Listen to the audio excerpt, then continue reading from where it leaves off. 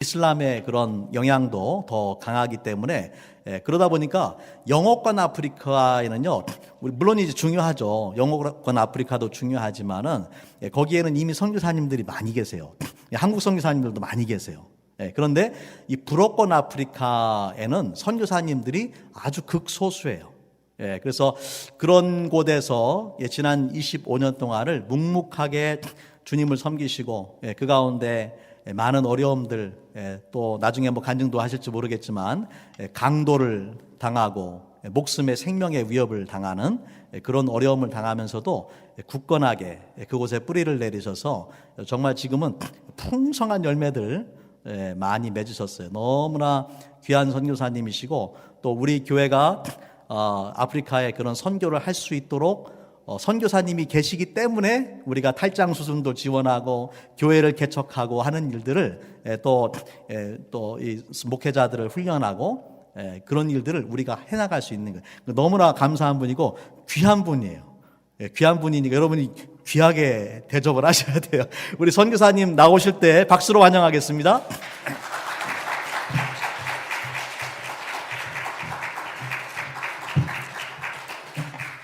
다시 이렇게 주목해서 보시면 닮았다는 생각이 드시지 않습니까? 제가 조금 손해보는 것 같긴 하지만 그냥 그렇게 하는 걸로. 우리는 두말할 나위 없이 우리가 예수 믿고 가장 복 중에 큰 복을 받은 것은 우리가 하나님의 자녀된 것이지요. 예수 믿고 구원받아 천국 백성 된 것이지요. 일찍이 이사야 선지자가 이사야 53장 5절과 6절에 그렇게 기록을 했어요. 그가 찔림은, 그가 누가? 예수님이 찔림은 어디에?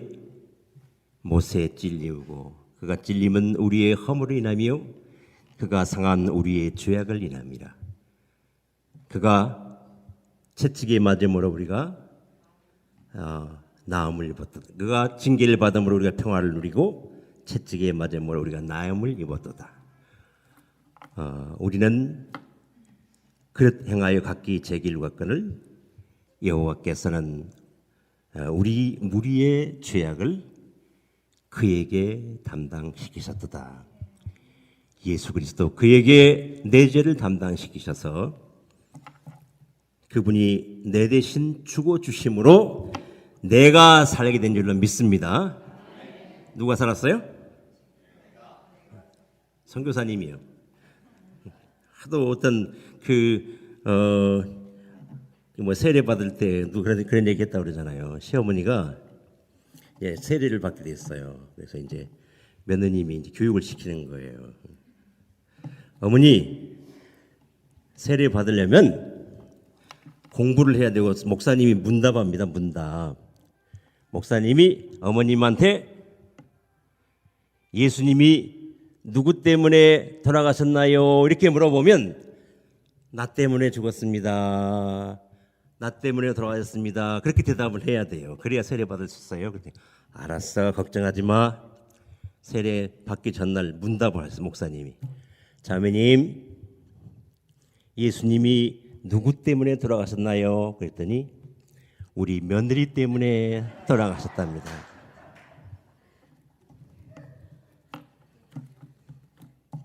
얼마나 공부를 잘했어요, 그죠? 그가 찔림은 누구의 허물이나며 내 허물이네. 그가 상함은 나의 죄 때문입니다. 내 죄 때문이에요.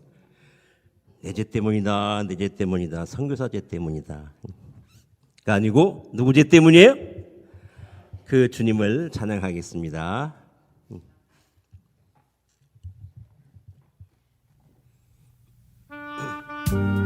좀 더 주세요. 좀 더 주세요. 더 달라고. 볼륨을 더 달라고.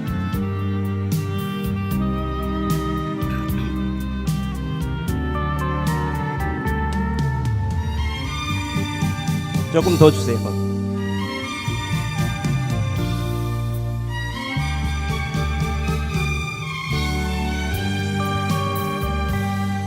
그가 찔림은 우리의 허물을 인함이요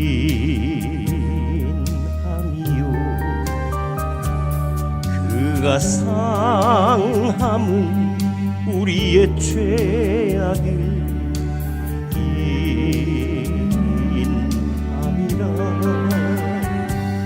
그가 징계를 받음으로 우리가 나음을 입었도다 우리는 다 양 같아서 그를 행하여 각기 제 길로 갔거늘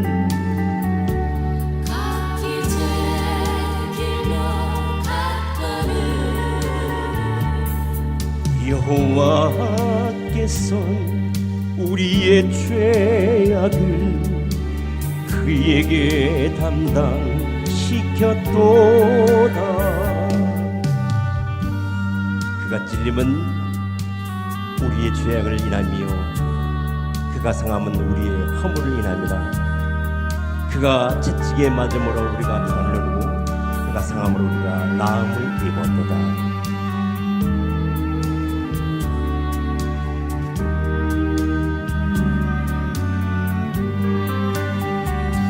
그가 징계를 받음으로 우리가 나음을 입었도다 우리는 다 양 같아서 그를 행하여 각기 제 길로 갔거늘 각기 제 길로 갔거늘 여호와께서는 우리의 죄악을 그에게 담당시켰도다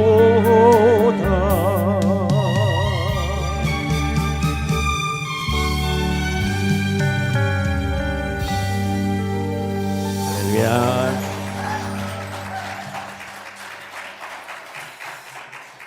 여러분 예수 믿으십니까? 여러분 하나님의 자녀 되셨습니까? 하나님의 자녀 되신 분은 아멘. 여러분 저는 하나님의 아들이 되었어요. 하나님 나의 아버지가 되어주셨어요. 하나님이 여러분의 아버지십니까? 하나님이 따님이 되셨습니까? 하나님의 아드님이 되셨습니까? 할렐루야. 감사, 영광, 찬양의 박수를 우리 하나님께 드리겠습니다.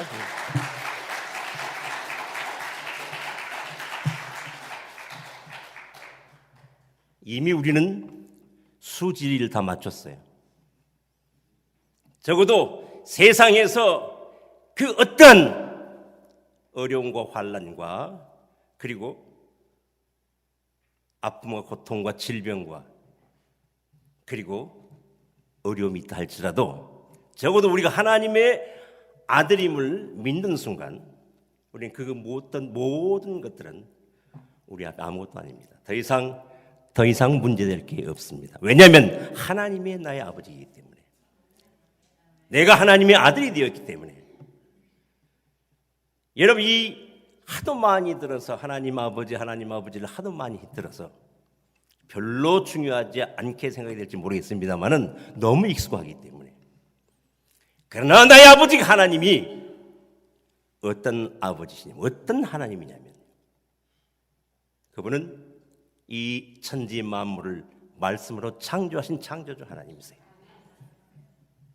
그 하나님은 만왕의 왕이세요.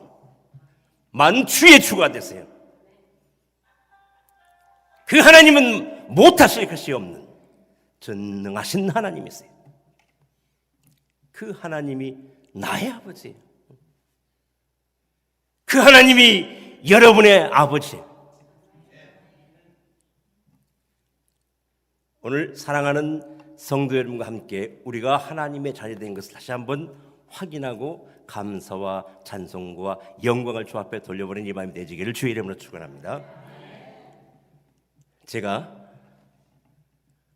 어릴 때 저희 어머니께서요, 아직도 철도 없는 그 시절에 저희 어머니께서 중한 질병에 드셨어요. 중한 질병에 드셔서 나름대로 가까운 의료 시설에 가서 진료도 받고 치료도 하고 했지만은 더 이상 해볼 도리가 없어서 당시 가장 큰 도시인 광주 기독병원을 가셨어요.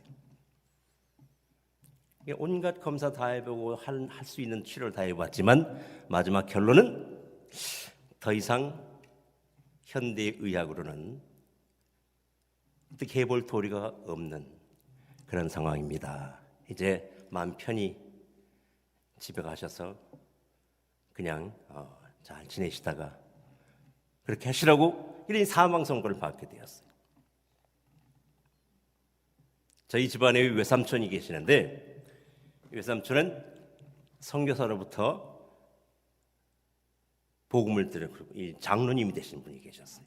그분이 병원을 찾아오셨어요. 세상 의학으로 손쓸 방법이 없다고 그러지 않느냐.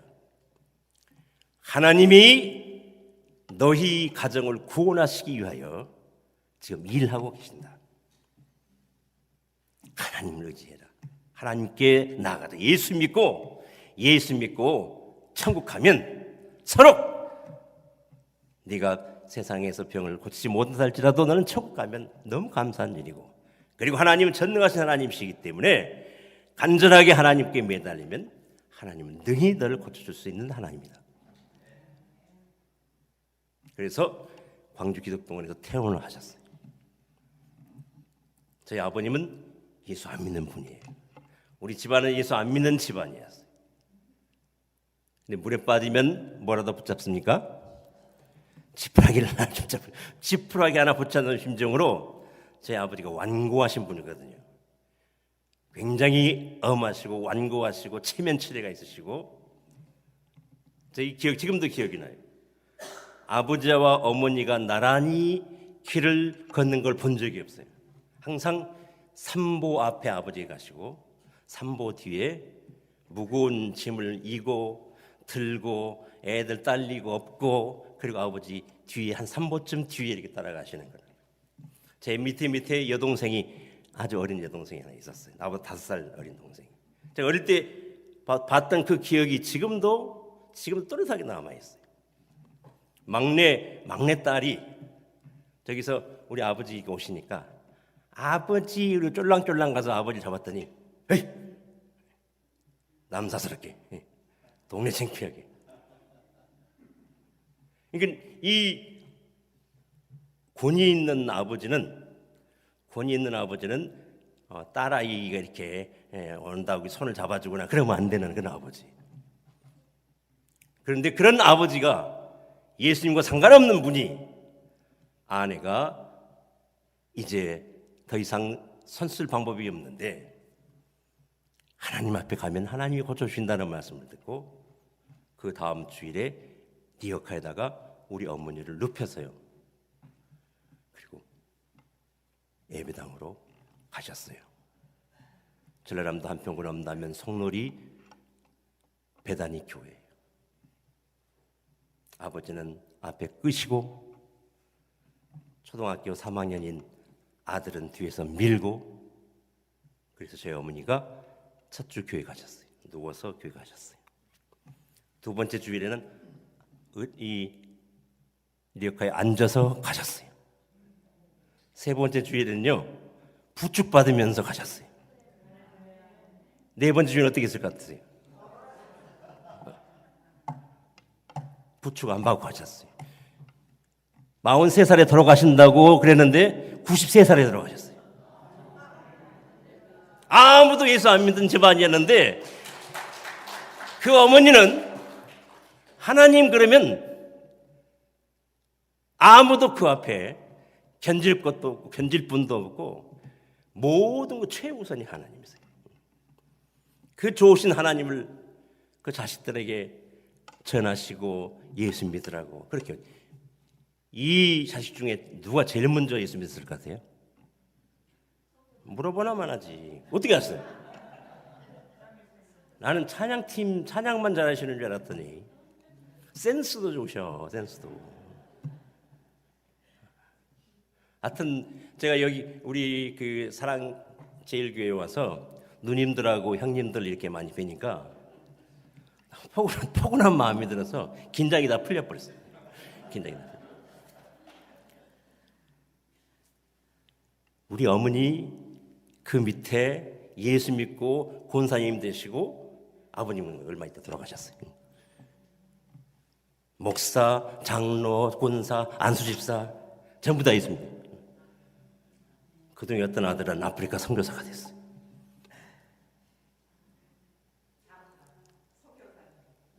믿음의 장남. 할렐루야.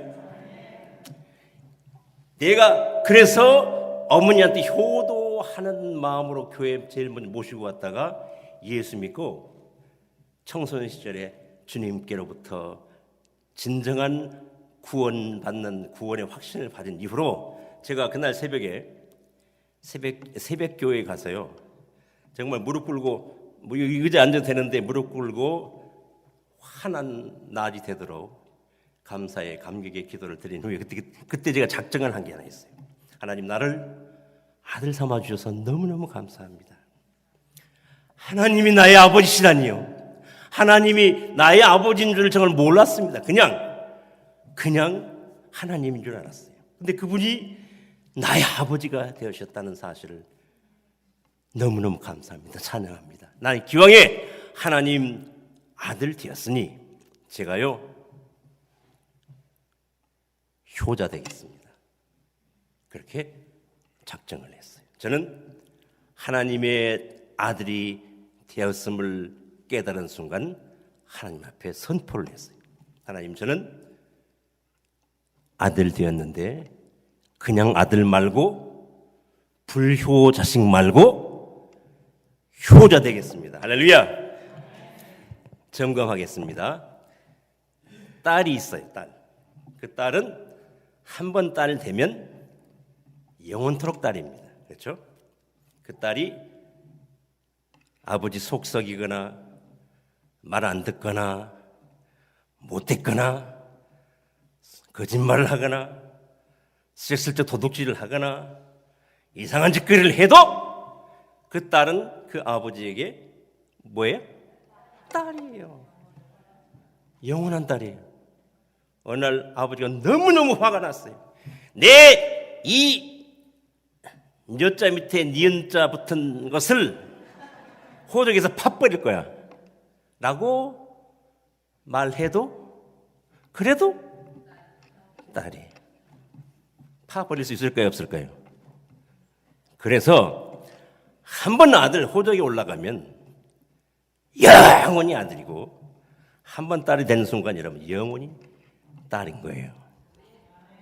그래서 여러분은 하나님의 딸이 되고 하나님의 아들이 된 순간 여러분 틀린 게 하나 이제 틀려 먹은 게 하나 생겼어요. 뭘 틀려 먹었을까요?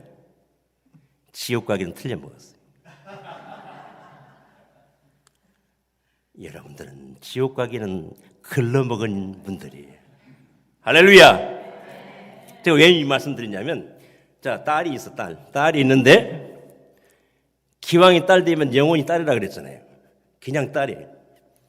근데 한 부류는 무슨 딸이 있냐면 불효녀가 있어요. 불효녀. 그러면 한쪽엔 또 누가 있을까요?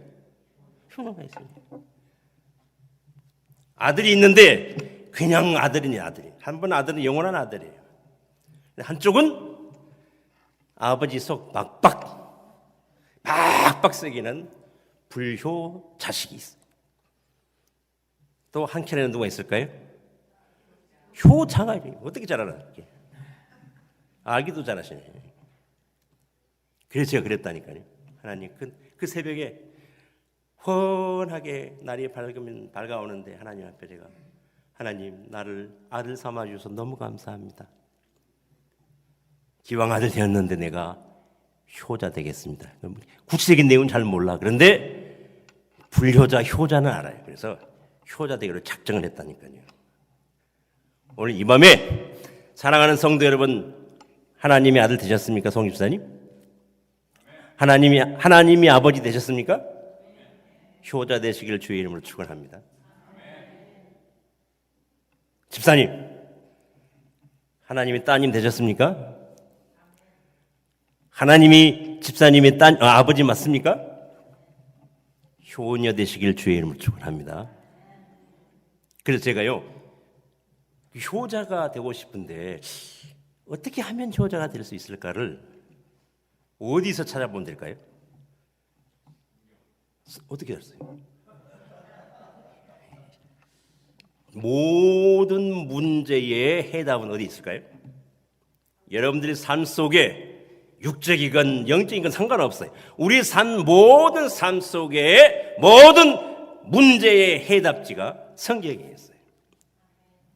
알아야 한번 면장을 하지. 그래서 성경을 읽어야 되고, 모르면 못하잖아요. 모르면 모든 문제의 해결이 어디 있다고요? 해야 될지 성경이 성경. 성경 읽어야 되고, 그래서 성경 공부에 주일날 9시 반 성경 공부에 꼭 창성하셔야 되는 거예요. 목사님이 심심한데 성경 공부는 하나 만들어 볼까? 그러셨을까요? 여러분 너무너무 사랑하시기 때문에 효자 만들기 작전이야, 이게. 효녀 만들기 작전. 우리 사랑하는 제일교회 성도 여러분 모두를 하나님의 효녀 만들기 프로젝트가 뭐냐면, 하나님 아버지를 잘 섬기는 효자 되고 효녀 되려면 하나님의 뜻을 알아야 돼. 하나님의 뜻을. 하나님의 소원이 뭔지를 알아야 돼. 하나님 뭘 원하시는지, 하나님 뭘 기뻐하시는지 알아야 면장을 하지. 알아야 면장하지. 그 대답이 어디 있어요? 성경이 있기 때문에 그걸 가르쳐 주시려고 주일 아침 몇 시? 9시 반. 9시 반 성경 공부를 만들어서 여러분 알아서 하세요. 효자 되고 싶으면 오시고. 나는 한 번 아들 삼아주셨으면, 한 번 딸 삼아주셨으면 절대로 안 버리신다고 그랬으니 나는 따는 당상이니까. 그리고 뻗당기지 마시고, 기왕 하나님의 아들 된 바에는, 기왕 하나님의 따님 되신 바에는 효자 되고 효녀 되시기를 주의 이름으로 다시 한번 축원합니다. 그러려면 뭘 잘 알아야 돼요? 하나님 말씀 잘 알아요. 하나님 말씀.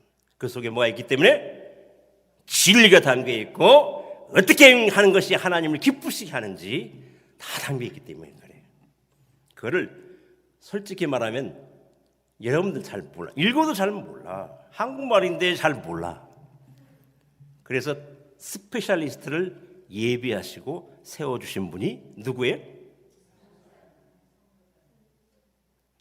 나는 왔다 가고 나는 왔다. 내일 끝나면 가는 거예요. 저는요. 그래요. 우리 동생 목사님이지. 오늘 이번에 와갖고 이제 확실히 서열 정리를 했어요. 조금 잘생겼고, 네, 좀 키도 크고, 나이도 더 먹었고, 뭐 머리도 좀 더 많이 빠졌고, 누가 봐도 형님이잖아, 그죠? 그래서 제가 여러분들에게 이거 아무한테나 막 이렇게 쉽게 가르쳐 주는 건 아닌데, 그래도 제가 아프리카에서까지 왔는데 비행기 값을 하고 가야 되기 때문에 여러분들에게 비밀을 알려드리려고 그래.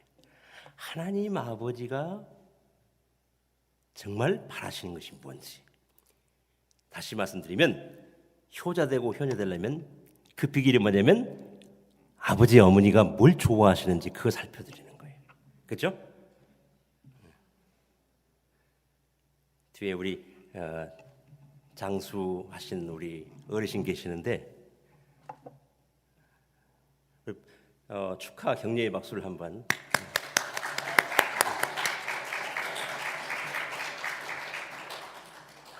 어른을 공경하고 존경하는 것이 마땅한 도리입니다. 근데 만약에 이제 연세가 많아지셔갖고 만약에 조금 막 치아도 부실해지시고 그랬는데 자식이 우리 어머니 내가 효도해야지 그러면서 오징어 뭐 이런 거 오징어 고 갖고 한 손 이거요 아주 울릉도 오징어예요. 그럼 드리는 거야. 맛있게 드시라고. 얼마나 정성이 갸륵해 귀한 울릉도 오징어를 막 구해다가 어머니 드리니까. 그런데 그 어머님 사실은 치아가 부실해서 잘 못 씹어. 그 효도하는 마음은 알겠으나 번지수가 그때는 뭐예요? 번지수가 틀렸어요. 번지수. 정말 효도하려면 그 부모님, 그 어머님이, 그 아버님이 지금 필요한 게 뭐고 뭘 원하시는지 그걸 잘 살피는 게 굉장히 중요하거든요. 그래서 그 비밀을 제가 알려드릴게요. 우리 하나님 아버지 뭘 원하시는지, 뭘 기뻐하시는지 디모데전서 2장 4절 한번 찾아보겠어요. 디모데전서 2장 4절. 디모데전서 2장 4절. 성경 있는 분만 한번 찾아서 보겠습니다. 디모데전서 2장 4절. 자, 시작. 하나님은 모든 사람이 구원을 받으며 진리를 아는데 이르기를 원하시느니라. 자, 보세요. 하나님은 누구 아버지? 다시 하나님은 누구 아버지? 나의 아버지. 그 아버지의 거기 2장 4절 끝에 보니까 그 나의 아버지가 원이 있으시대요. 원하시느니라 그랬잖아요. 그죠? 다른 말로 말하면 우리 아버지에게 소원이 있으시니라. 우리 아버지의 소원이 있는데 그 소원이 뭐냐면 모든 사람이 구원을 받으며 누가 구원을 받으며? 모든 사람이 구원을 받으며 무엇을 아는데? 진리를 아는데 이르기를 원하시느니라. 다시 말씀드리면 나의 아버지는 세상 모든 사람이 구원을 받는 것을 소원하신다. 그러기 위해서는 길이요 진리요 생명이신 예수 그리스도 그분을 알아야지요. 왜냐하면 오직 구원받는 유일한 비결은 오직 길과 또 뭐야? 진리와 생명이신 예수 그리스도를 알고 믿고 그분을 나의 구주로 고백하는 자만이 구원을 받습니다. 그 말씀 속에 디모데전서 2장 4절에 나의 아버지의 하나님의 소원이 거기 들어있어요. 여러분 눈치채셨습니까? 여러분이 효자 되고 효녀되는 비밀을 여러분들이 알려드렸어요. 하나님 아버지가 뭘 원하시는지 뭘 기뻐하시는지. 제가 하나님의 아들이 되는 순간, 하나님 나의 아버지가 되는 순간 내가 하나님의 효자되기로 작정을 하고 그래서 성경 말씀 속에 하나님 아버지 소원이 모든 사람이 천하의 모든 사람이 구원을 받고 그래서 길이요 진리 생명 되신 예수 그리스도를 아는데 이르기를 하나님 아버지께서 원하신다고 하는 말씀을 듣는 순간 어린 철부지 청소년 시절이었습니다만은 제가 작정하고 헌신했어요. 그런데 예비하신 하나님께서 제가 섬기던 교회 목사님의 그 메시지의 단골 메뉴가 뭐냐면 언더우드 아펜살라예요. 언더우드 아펜살라.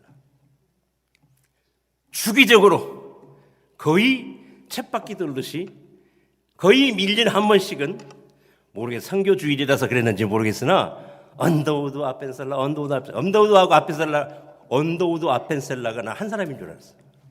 언더우드 아펜셀라. 얼마나 그분이 그 강조하고 부르짖었던지. 언더우드 아펜셀라는요, 무의식중에 저의 가슴 속에 깊이 박힌 그런 이름이 되었어요. 후에 알게 되었어요. 그분들이 우리의 조국 조선을 찾아오신 분들이었어요.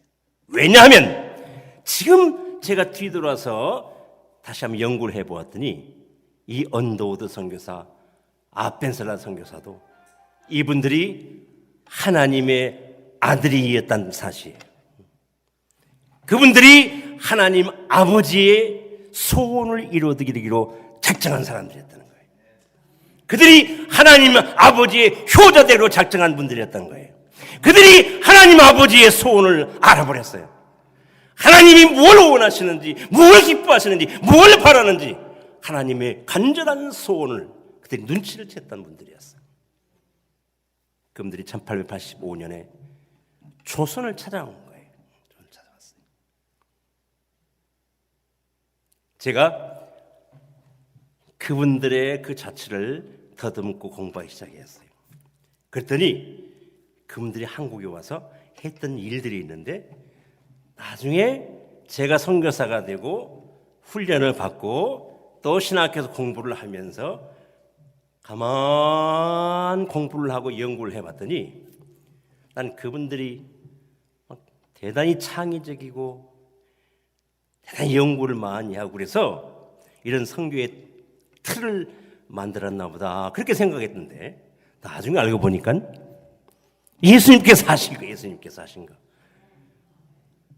오늘 마태복음 9장 35절 이하 38절에 있는 말씀을 보니까 이미 예수님께서 이 땅에 오셔서 당신이 하나님 아버지의 독생자, 하나님 아버지의 아들로서 그 아버지 하나님의 간절한 소원을 이루어드리기 위해서 이 땅에 찾아오시고 그래서 그의 삶을 통하여 하나님 아버지의 소원을 이루어드리기 위한 삶을 살아내셨어요.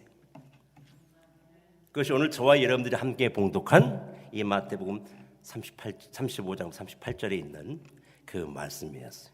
아하!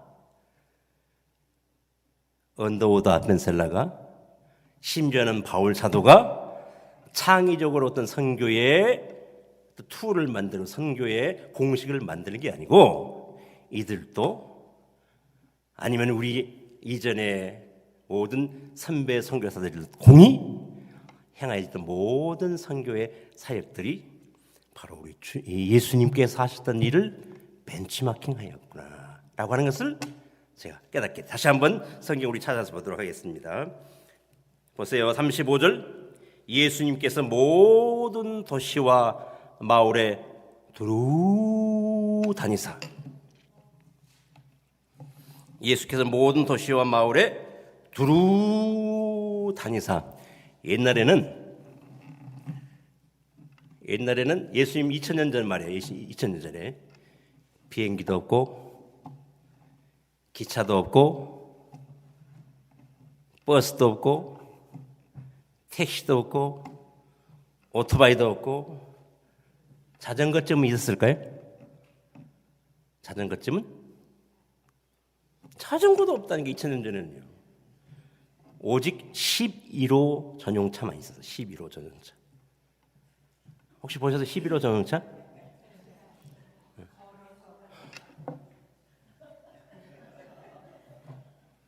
걸어서. 그러니까 제가 좀 미련하게 아비장에서 여기 오면서 비행기 스케줄을 이렇게 짠다고 짜는 것이 제가 마치 24시간 비행기 타고 왔거든요. 그렇게 했다가 뒤에 뭐 핀잔도 먹고 하긴 했는데 그렇게 안 와도 돼 사실은. 오면 한 18시간 뭐 그 정도 되면 걸려요. 그렇죠? 19시간 그 정도 되면 여기 오거든요.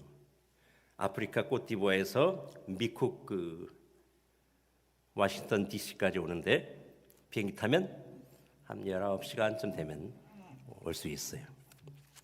만약에 걸어서 꽃디부어에서 여기를 온다면 얼마쯤 걸려서 와야 될까요? 한 달? 걔라서 못 오지. 대서양 건너야 되는데, 대서양 바다를 건너야 되는데, 수영하고. 옛날에 조오련이라는 유명한 수영선수가 있었는데 혈액탄을 수영으로 건넜어요. 수영으로 혈액탄. 아무리 조오련은 물개 조오련이라도 대서양을 건널 수는 있을까요? 택도 없. 그럴 땐 택도 없다 그러는 거예요. 그래서 여기에 상징적으로 예수님께서 지금 예수님의 이 표현이면 요즘으로 말하면 비행기 타는 거니까 온 세계의 모든 만방을 다 표현하는 거예요. 예수님이 당신은 땅끝인 갈릴리도 가시고 또 남쪽도 가시고 예루살렘도 가시고 베들레헴도 가시고 또 가나도 가시고 뭐 두루두루 다 다니시는데 여기 보니까 예수님께서 모든 도시와 또 그 다음에 어디에? 마을에. 그러니까 도시도 시골도 성경이 자주 보세요. 잘 보시면 광야에 베세다 광야도 가시고 그 다음에 베드로와 요한과 야고보 어느 동네에? 어촌에도 가시고 그러니까 예루살렘 성에도 가시고 시골도 가시고 어촌에도 가시고 베스다 광야도 가시고 뭐 하려고 돌아다녔을까요? 사람이 있는 곳이면 적어도 사람이 모여 있는 곳이면 사람을 만날 수 있는 곳이면 이거 보니까 뭐라고 하면 두루 다니사 11호 전용차 타시고 두루 다니사 두루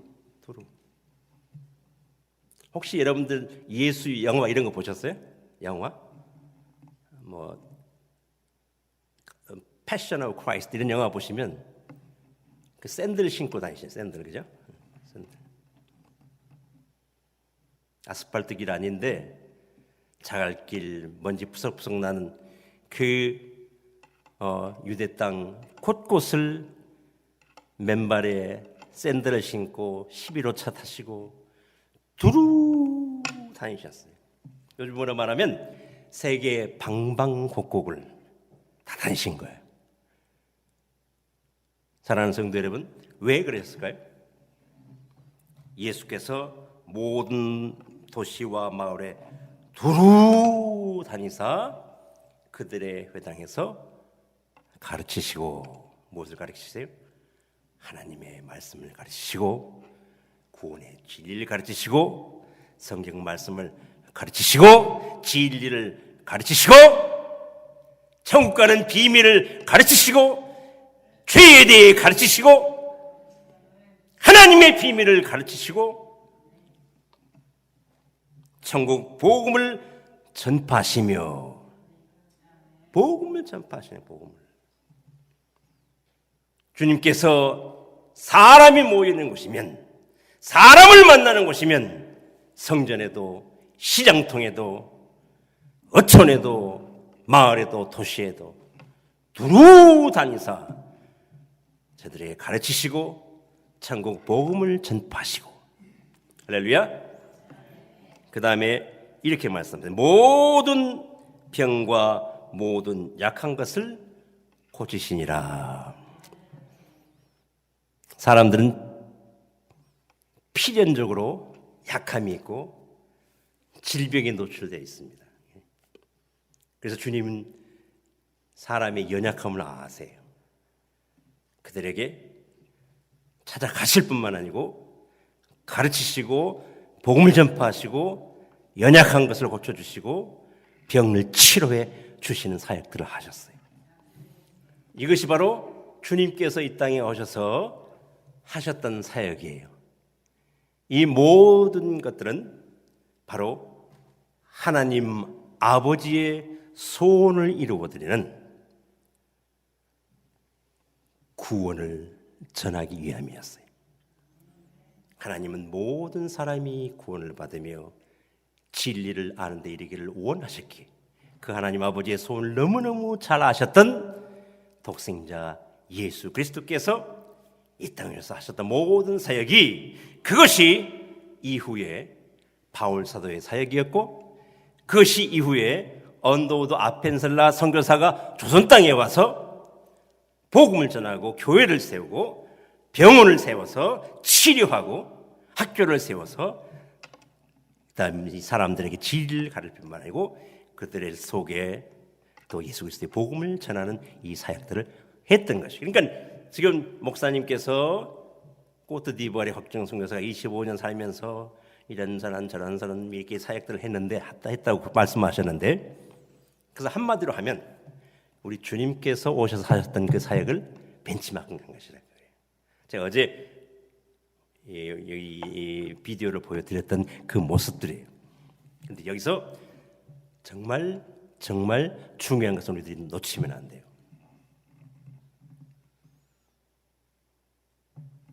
학교 세우고 치료하고 배고픈자에게 먹을 것을 나눠주고 하는 모든 그런 일들은 꼭 교회가 아니어도 선교사가 아니어도 하는 사람들이 있어요. 유엔 기구에서도 하고 아동 기구에서도 하고 NGO 단체에서도 그런 거 해요. 그러나 놓쳐서는 안 되는 부분이 여기 뒤에 말씀이 있어요. 36절 말씀 한번 주의해서 보시길 바랍니다. 36절 말씀 시작. 무리를 보시고 불쌍히 여기시니 이는 그들이 목자 없는 양과 같이 고생하며 기진함이라. 37절 이에 제자들에게 이르시되 추수할 것은 많되 일꾼이 적으니 그러므로 추수하는 주인에게 청하여 추수할 일꾼들을 보내주셔서 하라 하시니라. 무리를 보시고 불쌍히 여기시니 무리를 보시고 불쌍히 여기세요. 그들이 가난하기 때문에 불쌍하고 그들이 병들었기 때문에도 불쌍하고 그들이 목잠냥같이 유리하면 방황하기 때문에 불쌍해요. 그러나 정말 주님께서 긍휼히 여기고 불쌍히 여기셨던 것은 그들 속에 참된 생명이 없는 거예요. 그들이 하나님을 떠나버리는 사실이에요. 그들이 하나님과 상관없는 사람들이 되어버렸던 거예요. 주님께서 정말 긍휼히 여기고 불쌍히 여기셨던 바로 그 이유는 목자 이런 양같이 유리하며 방황하는 그들 인생 속에 하나님이 계시지 않았기 때문이에요. 사랑 제일교회 성도 여러분, 하나님의 자녀된 성도 여러분, 하나님을 여러분 아버지로 모신 자녀된 여러분, 효자 해녀 되시기를 주의 이름으로 축원합니다.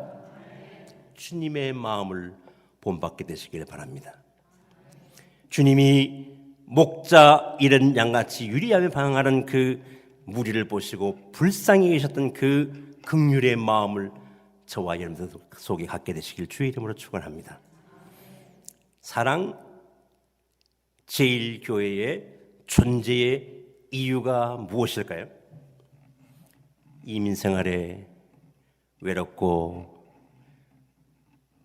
힘들고 어렵고 한 여러분들을 모아서 밥도 해주고 재밌기도 해주고 여러 가지 프로그램들을 해주고 그게 목적이 아니에요.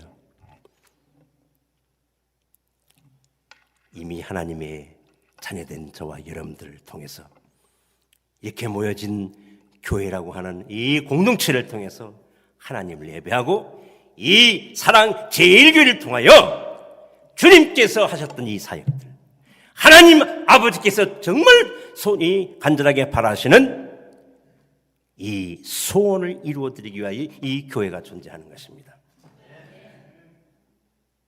저는 그래서 제가 구체적으로 헌신을 하고 목회자가 된 다음 선교사로 헌신을 하고 준비를 했어요. 그래서 선교사 훈련을 받으러 가는 곳이 호주였어요. 호주에서 이런저런 훈련도 받고 공부를 하는 중에 어느덧 저희 슬하의 두 자녀가 점점점 자라기 시작을 했어요. 큰 아이 딸이 중학교 1학년이 되고 작은 아이는 초등학교 1학년이 되면서 호주가요. 호주에 살다 오신 분 계세요? 호주가 미국도 좋지만 호주에 호주. 우리가 한국에서 살다가 괌 들려고 호주 갔더니 오 시스템이 좋아. 애들을 이렇게 교육시키고 애들이 성장하는데 참 좋은 환경을 갖고 있는 거예요. 아빠고 엄마잖아요. 그러니까 뭐 하나님 복음 전하는 일, 선교하는 일, 하나님의 소원 이루어드리는 일, 어디든 다 마찬가지지 뭐. 그리고 요 하자고만 그렇게 슬그머니 그런 생각이 들었었어요. 왜냐하면 애가 학교를 갔는데 학교에서 새 학기 됐다고 학용품 그거를 구하라고 돈을 줘요. 학용품 사라고 돈을 주는 거예요. 왜 일 주냐 그랬더니 아이들은 공부를 해야 되는데 공부를 하는데 필요한 학용품이 필요할 텐데 부모의 경제 능력에 의해서 누구는 왕자 파스 쓰고 누구는 시집 파스 쓰고 그러면 안 된다는 거예요. 누구는 나이키 신고 누구는 나이크 신고 이러면 안 된다는 거예요. 적어도 아이가 공부하는 데 필요한 그런 문구용품은 공이 제공을 해 주어서 똑같은 환경 속에 같이 공부할 수 있도록 배려를 하는 것은 나라가 해야 될 일이라는 거예요.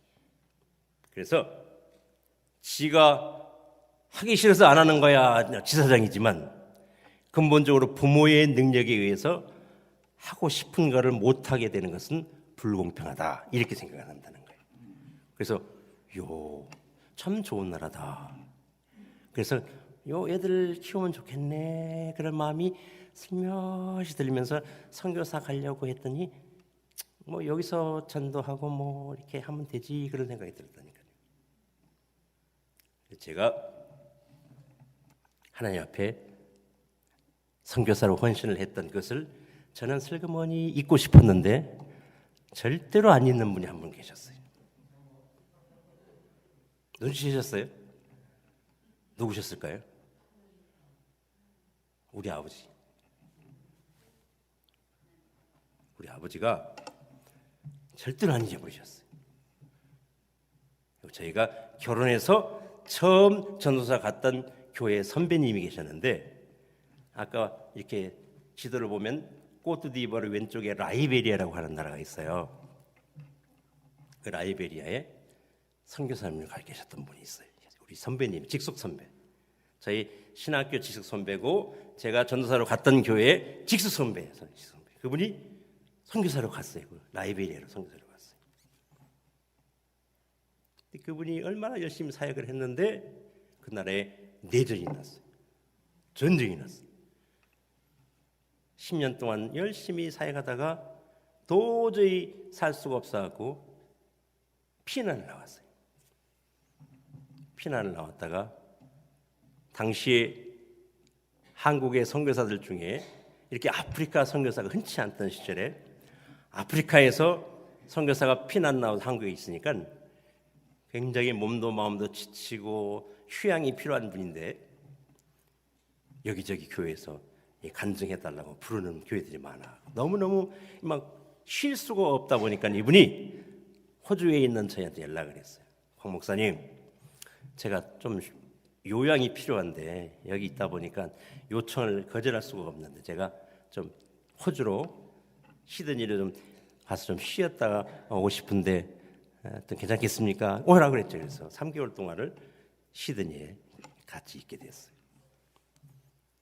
그분이 어느 날 한 3주쯤 지나니까 황 목사님 이제 웬만합니다. 그러면서 이 호주의 시드니에 있는 교회들의 제가 선교 보고를 좀 할 수 있도록 어레인지먼트를 좀 해주면 좋겠습니다. 이렇게 저한테 이야기를 해요. 그렇게 하시라고. 제가 시드니에서 있는 동안에도 훈련복 공부하는 중에도 거기 가서 뭘 했냐면 하나님이 저한테 주신 탤런트가 있잖아요. 뭐 했을 것 같아요? 찬양팀 만들어서 모기 찬양하고 그랬거든요. 그래서 거기 무슨 여기 어저께도 침례 신보 이렇게 신문사 기자님도 오시고 했는데 이 시드니에 있는 한인 그 미디어 이런 것들을 통해서 이제 무슨 행사를 하고 뭐 김석균 집회, 장옥조 집회 뭐 이렇게 하고 그러면 그런 것들이 늘 이렇게 주간 뭐 곽기종 목사에게 문의 뭐 이런 글이 많이 나오거든. 그러니까 일방적으로 이렇게 좀 이름이 알려졌어요. 그래 보니까 한 120개 있는 한인 교회들 목사님들이 직접 나를 몰라도 내가 몰라도 제 이름을 좀 아는 분들이 많이 생겼어요. 그래서 그 선교사님을 이렇게 교회들한테 연결해줘서 그분이 선교 보고를 하도록 이렇게 엮었어요. 그분이 길도 모르고 차도 없고 하니까 누가 모셔야 들어야 돼요? 내가 모셔야 되는 거예요. 운전수 역할을 한 거예요. 13교회를 엮어서 교회들마다 다니면서 그분이 선교 보고를 하도록 이렇게 어레인지먼트를 했어요. 이제 조금 지나면 여러분들이 내가 만약에 지금 이번에 사랑제일교회 처음 왔잖아요. 얼마쯤 지나서 목사님이 혹시 또 저를 또 오라고 그러잖아요. 그러면 선교사의 한계가 뭐냐면 똑같은 나라에 25년, 이제 앞으로 한 28년 있어. 하는 일이 똑같아. 하는 일이 똑같아 갖고 선교 보고를 하면 그 소리가 그 소리고 보여주면 그 모습이 그 모습이고 그러는 거예요. 선교사의 한계가 있어요. 한계가. 그리고 이분이 13교회를 이렇게 다니면서 선교 보고를 하는데 첫 번째 교회 가서 들었더니 막 은혜가 충만했어요. 신기하고 너무너무 대단하고 위대하고 두 번째 교회 왔는데 그런데 레퍼토리가 똑같아. 왜냐하면 교회가 바뀌고 선교사님은 선교 보고할 걸 준비해 왔으니까. 세 번째 교회 갔더니 또 똑같아. 기승전결하는 게 다 똑같아. 자, 예를 들어서 구원호 목사님이 다음 주일날 설교를 이렇게 하시는데 마태복음 9장 35절로 38절 이걸 본문으로 하고 예수님처럼 이런 제목으로 설교를 탁 해서 여러분들이 은혜를 받았어요. 그 다음 주일에 설교를 했더니 또 똑같은 제목이 또 나왔어. 또 본문이. 그러면 정말 중요한 내용인가 보다. 정말 강조가 필요한 정말 중요하기 때문에 강조해서 하시느라고 똑같은 걸 두 번이나 하시나 봅니다. 그렇게 받으실 수 있어, 그죠? 근데 그 다음 주 또 왔는데 또 세 번째 또 똑같은 걸 하셔. 그러면 이제 여러분들이 이제 좀 이상하다. 네 번째 주 또 한 번 또 똑같은 걸 했다고 생각해 보세요. 그러면 여기에 대책위원회가 뭐예요? 대책위원회. 아무래도 안 되겠다. 이 목사님은요, 사실 여러분들 잘 몰라서 그렇지 매주 여러분들에게 하나님 말씀을 전하기 위해서 준비하고 원고를 쓰고 그것도 영어로 번역해 갖고요. 여러분들은 그냥 앉아갖고 여러분들 들으면 막 은혜 받고 그냥 넘어갈 것 같죠. 목사님 매주 매 설교를 매번 준비해서 하셔야 되는 거예요. 똑같은 걸 두 번을 못 해. 왜냐하면 청중이 똑같기 때문에. 저는요 오늘 여기서 하잖아요. 다음 주 주말에 또 어디 가냐면 알칸사를 가요. 알칸사. 내가 여기서 했던 거 똑같이 가서 할 거예요. 근데 그분들이 알까요, 모를까요? 모르지. 왜냐하면 대상이 다르니까. 선교사는 하나 준비하면 똑같은 걸 계속해도 돼. 근데 문제는 내가 운전수로 그분을 모시고 다니는 거예요. 그래서 그분 가는 곳마다 교회들은 달라고 그 교인들은 막 은혜 받고 그러는데 나중에 제가 맨 앞에 이렇게 앉아 있는데요. 세 번째, 네 번째 다 외워버렸어. 다 외워버렸어. 성경 해설하고 그다음에 애화를 들고 사진을 보여주면서 설명을 하고 그다음에 콜링을 하는 거예요. 그래서 내가 한번 네 번째 교회를 마치고 집으로 모시고 가면서 선교사님 혹시 편찮으시면 다음 주에 쉬시고 제가 대신 가도 될 것 같아요. 제가 다 외워버렸어요. 그런데 여섯 번째 교회를 또 갔어요. 또 옆에 맨 앞에 앉아가고 똑같은 메시지를 듣고 또 다음에는 이거 나오지? 소개를 이렇게 했는데 그날 그 선교사님 또 똑같이 콜링하는 거예요. 시드니의 성도 여러분, 시드니의 젊은이 여러분, 왜 이 시대에 하나님께서 여러분을 대한민국 사람인 여러분들을 이 호주 땅에 시드니 땅에 영어권에 여러분을 불러서 여기 살게 하신 줄 아십니까? 이 시대에는 하나님께서 여러분을 온 세계 만방에 사역자로 선교사로 부르십니다. 아프리카가 여러분을 기다리고 있습니다. 여러분들이 헌신하면 1,000만 원씩을 벌고 들어갑니다. 이게 뭔 말인가 했더니 영어 배우고 문화 적응하는데 뭐 그렇게 든대요. 그런데 이미 타민족에 나와서 외국에 와서 영어권에서 문화를 익히고 언어를 익히고 외국 생활을 익혔기 때문에 시드니에 있는 성도들이 주의 종들이 청년들이 헌신해서 아프리카 가면 어드밴티지가 있다 이거예요. 강하게 막 콜링하는 거예요. 그전에는 똑같은 걸 들을 때마다 나 말고 나는 운전수니까 저 뒤에 있는 앉아 있는 분들 맨 앞에 앉아 그러는 거예요. 나는 운전수지 나 말고 그랬거든요. 그런데 여섯 번째 교회에 그날따라 성령께서 시드니의 성도를 그러는데 곽기종아라고 말씀하시는 거예요. 너무 큰 성령님의 부르심을 그때 받게 되었어요. 그래서요 그날 고개를 숙이고 모시고 숙소에 가기 전에 저희 집에 모시고 가서 항상 차 한잔하고 가는 거거든요. 우리 집에 가서 차 한잔하고 과일 먹고 집에 모셔드리고 이게 이제 코스인데 저희 집에 가서 앉아서 이제 집사람이 사과를 깎아서 차를 들고 오는 순간 제가 이렇게 선포했어요. 선교사님, 내가 가겠습니다. 그렇게 선포를 해버렸어요. 그래서 한 여인이 부엌에서 차하고 사과가 깎고 오다가 탁 얼음 딱 굳었어요. 그리고 안 움직여요. 그래서 저는 앉아서 눈치를 이렇게 보다가 모르는 채 하면서 그리고 속으로 기도했어요. 하나님, 제가 의논하지 않고는 선포를 했습니다. 하나님이 저 여인의 마음을 감동시켜 줄 줄로 믿습니다. 그리고 그렇게 이렇게 무지막지한 선포를 하고 말았어요. 그로부터 한 3개월이 가까이 되도록 그녀는 말이 없었어요. 그녀는 밥만 해줬어요.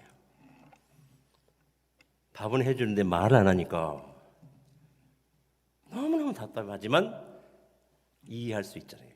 왜냐하면 곽기종 선교사, 곽기종 목사 아내, 사모, 손혜씨는 문제가 없는데 곽하늘의 엄마는 문제가 있는 거예요. 곽준혁의 엄마 손혜씨한테는 문제가 있는 거예요. 아프리카를 간다 그러니 안 간다 그럴 수도 없고 간다 그럴 수도 없고 곽기종 목사의 아내 손혜씨는 가는 것이 마땅한데 곽하늘 곽준혁의 엄마 손혜씨는 이걸 데리고 가면 거기에 애들 다니는 학교는 있을 것인지 애들이 아프면 갈 병원은 있을 것이니 안 그러겠어요? 아프리카인데. 그래서 그를 눈치를 채고 제가 주여 저 마음을 만져주시옵소서. 어느 날 그녀가 그렇게 대답했어요. 갑시다. 그래서 속으로 제가 히스 그렇게 했어요. 마음 편할까 봐 얼른 짐 싸서 먼저 보내버렸어요. 컨테이너를 보내버렸어요. 근데요, 이게 막 그 타던 자동차도 그냥 살 때보다 돈 더 받고 팔리고 비행기값이 없는데요. 내가 아프리카 간다라고 소문이 나면서 한국에 가는 유명한 가정사역 하는 목사님이 호주에 붕해를 왔는데 그분이 과거가 저한테 제가 과암에 사역할 때 좀 신세를 지신 분이었어요. 근데 거기 호주 동아일보를 봤는데 곽기종 선교사 아프리카 꽃디부아르 선교사 파송 예비 이걸 봤어요.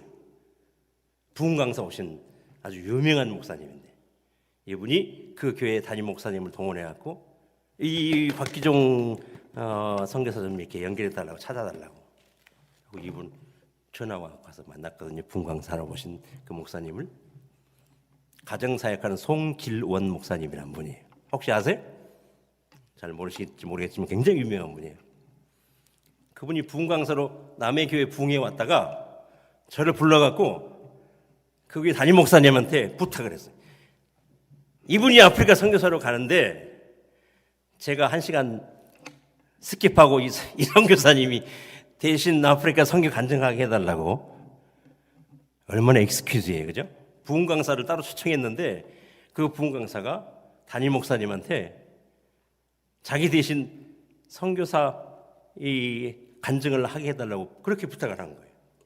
부흥 강사가 지금 왔는데 담임 목사님 그렇게 말씀하니까 이거를 안 된다고 그럴 수도 없고 된다고 그럴 수도 없고 뭐 어떻게 해갖고 그냥 쓴 거예요. 그래서 그 간절히 아프리카 선교를 위해서 기도를 부탁을 했는데 그날 밤에 이분이 또 사고를 좀 치셨어요. 부흥 강사님이 사랑하는 성도 여러분, 이 곽기종 선교사가 어린 자녀들을 데리고 아프리카 선교사로 간다고 합니다. 예비는 마련해 줘야 되지 않겠습니까? 여러분 오늘 헌금합시다. 그렇게 막 했어요. 현금들 잘 안 갖고 다니잖아요. 수표 쓰고 카드 쓰고 그러는데 그날 밤에 막 헌금을 했는데 나중에 이렇게 보자기에다 갔던 저한테 다 줬어요. 오늘 헌금 나온 겁니다. 나중에 보니까 우리 가족들 비행기표가 소개돼 있었어요.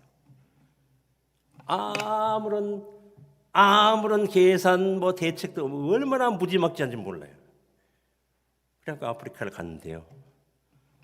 파송 교회도 없이 아는 사람 하나도 없는 아프리카 꽃디바를 간 거예요. 왜냐하면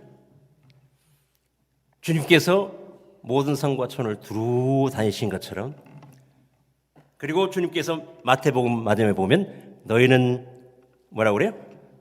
가서 모든 족속으로 제자를 삼아 아버지와 아들과 성령의 이름으로 세례를 주고 내가 너에게 분부한 모든 것을 가르쳐 지키게 하라라고 말씀하신 그 말씀이 그리고 그 선배 선교사님이 말씀하시기를 하나님의 종이 선교사가 되어 헌신을 하면 누가 책임져 준다고? 아버지가 책임진다고. 아버지가. 그렇게 자기가 그렇게 10년 동안 섬겼노라고. 그러면서 저를 격려하면서 내가 물어봐서 하시군요. 어떻게 살고 어떻게 후원을 받느냐 했더니 순종하면 하나님이 책임져 주신다는 거예요. 그래서 갔는데 25년 동안 배 나온다고 저한테 목사님이 오늘 제 벌을 보더니 배가 나왔다. 배 나올까 봐 일부러 안 먹어서 그렇지 없어서 굶어본 적이 없습니다, 여러분.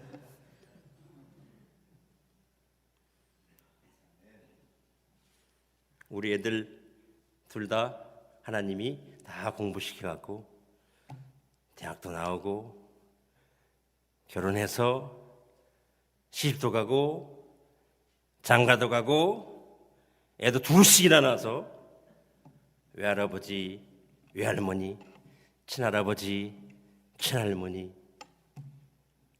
누가 책임져줘요? 아버지가 책임져줘요.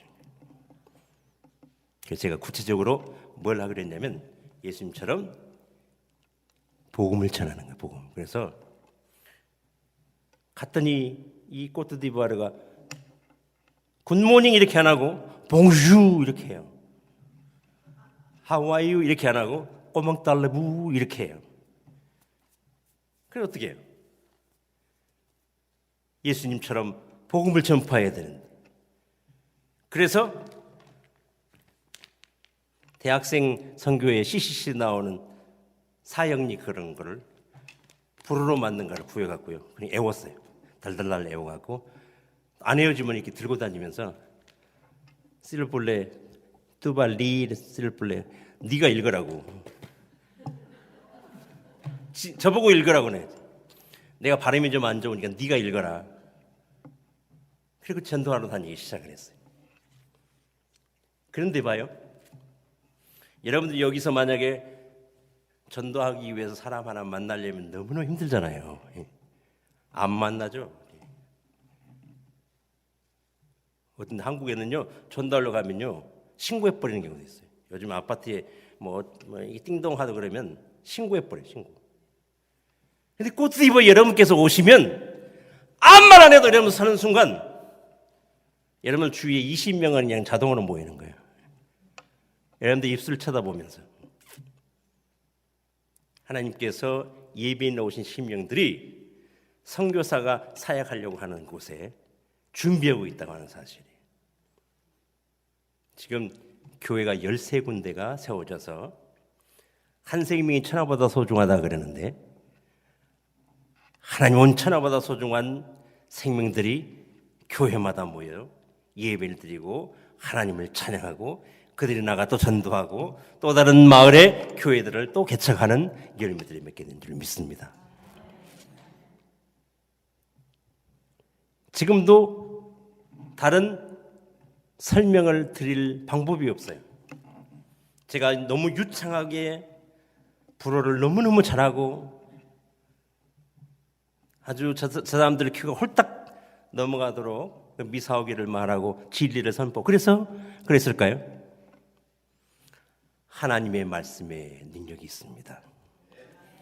어눌하지만 하나님의 말씀에 순종하고 하나님 아버지의 소원을 이루어드리기 위해서 결단하고 헌신하고 순종하면 하나님께서 선교하십니다. 나는 그 사역을 수종드는 영광을 동참시켜 주시는 영광을 누리게 된 줄로 믿습니다. 전도하면서 다니다 보니까 동네 애들이 골목에서 놀고 있어요. 월요일날 갔는데도 화요일날 갔는데도 동네에서 남자애들이 놀고 있어요. 여자애들이 놀고 있어요. 학교 다녀야 될 또래의 아이들이었어요. 방학도 아닌데 주말도 아닌데 학기 기간에 놀고 있어서 너무 이상했어요. 그래서 퀴즈를 드리겠어요. 꼬트디부아르의 남자 애들은 뭐하고 놀까요? 축구하고 놀고. 축구할 만한 그런 장소가 없는 애들, 보통 애들이 뭐하고 놀까요? 구슬치기 하고 놀아요. 구슬치기. 이 구슬치기는 내가 어릴 때 우리 한국 애들도 구슬치기가 놀았잖아요. 아프리카 애들도 지금 구슬치기. 똑같이. 여자애들은 뭐하고 놀까요? 고무줄 놀이. 신기하죠? 아프리카 꼬트디부아르 여자애들도 골목에서 고무줄 놀이해요. 근데 다른 게 하나 있어요. 내가 어릴 때 여자애들은 고무줄 놀이 하는데 부잣집 애들은 생고무 고무줄이었어요. 보통 집 애들은 까만 고무줄이었어요. 내 친구 중에 광일이라고 하는 애는 꼭 가위 들고 다니면서 툭 자르고 그런 애도 있었어요. 근데 아프리카에도 그래요. 근데 아프리카 조금 사는 애들은 까만 고무줄 갖고 해요. 보통 좀 가난한 집 애들은 뭐 갖고 놀까요? 줄은 줄인데 비닐봉지 줄이에요. 비닐봉지를 줘갖고 벨벨 꽈서 이렇게 묶고 해갖고 고무줄놀이를 해. 그래서 내가 그걸 보면서 야, 참 신기하다. 이 고무줄놀이 하는 건 누가 가르쳐줬을까? 어떻게 한국에서 하던 애들이 여기까지 와서 가르쳐줬나? 그냥 한번 물어봤어요. 그랬더니 너희들 왜 학교 안 가고 여기서 이렇게 놀고 있냐? 그랬더니 애들이 학교가 없어요. 학교 안 보내줘요. 근데 너무너무 마음이 갑자기 쿵 하고 내려앉는 그런 기분이었어요. 지금 저 아이들은 물론 뛰놀고 고무줄놀이하고 구슬치기도 해야 되겠지만 저 나이의 아이들은 학교 가서 공부를 해야 되는 나이인데 그래야 저들의 미래가 있는 그래야 이 땅에 미래가 있는데 너무 마음이 아팠어요. 그래서 하나님 이 아이들이 공부해야 되는데요. 하나님 내가 이 나라의 교육부 장관이 돼도 다 이 아이들을 책임질 수 있으면 좋겠습니다만은 그러나 내가 이 지역에 선교사로 와서 이 지역에 전도하고 이 지역을 섬기려고 마음먹었는데 하나님 적어도 이 지역의 아이들은 공부할 수 있도록 좀 돕고 싶어요. 학교를 세우고 싶어요. 하나님이 응답하셨어요. 제가 목사님한테 들었어요. 목사님이 들었는데 올 가을에 우리 사랑제일교회가 또 부흥회를 하신다고 하는 말씀을 들었어요. 제가 미리 말씀드리면 안 되겠지만은 아마 그때 아마 강사님께서 오신 내가 이야기 때문에 들었는데 굉장히 유명한 분이 오신대요. 그분이 제가 기도하면서 선교 편지를 보내는 것을 보시고는 거기에 학교 부지를 헌금을 해주셨어요. 예배당도 짓고 학교도 지어 초등학교를 2002년도에 벨빌 지역에다가 초등학교를 열었어요. 그 지역에 초등학교가 생겼어요. 학교가 문을 여니까 마을이 생기기 시작했어요. 지금은 한 5만 명 사는 큰 마을이 됐어요. 2002년도에 설립한 그 학교가 지금까지 지금 22년이 지났는데 전교생 485명의 아이들이 공부를 하고 있어요. 우리 학교에 다니는 아이들은 양질의 교육을 시킬 뿐만 아니라 자존감을 잃지 않도록 저들에게 또 여러 가지 가방도 해주기도 하고 또 좋은 학용품도 공급하기도 하고 또 선생님들 자격 있는 좋은 선생님들을 하야해서 잘 가르칠 뿐만 아니고 교목을 통해서 하나님 말씀을 가르치고 예배를 드리고 그리고 분기에 한 번씩 성경 암송 대회를 해요. 어제 혹시 여러분 이렇게 화면 보시면 애들이 모여서 갖고 이렇게 성경 암송하는 거 보셨는지 모르겠는데 우리 학교로 오면 유치원부터 6학년 마칠 때까지 전교생이 핵심 성경 구절 120절씩을 다 암송하도록 시스템이 되어 있어요. 그 나라는 기독교인이 6%밖에 안 돼요. 그러니까 적어도 우리 학교에 조금 더 많은 크리스찬 아이들이 올 수도 있으나 적어도 90% 이상의 아이들은 넌 크리스찬 가정에서 우리 학교에 와서 공부를 해요. 공부도 할 뿐만 아니라 예배하고 하나님의 말씀을 암송하는 거예요.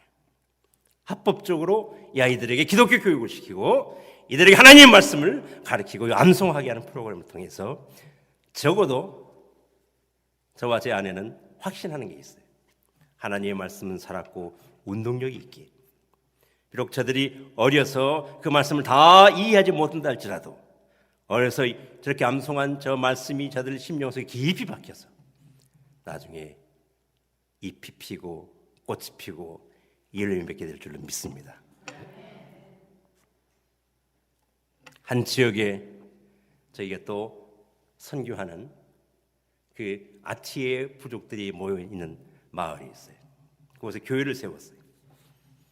저희가 13지역의 교회를 하고 있기 때문에 저희는 순회하며 예배를 드려요.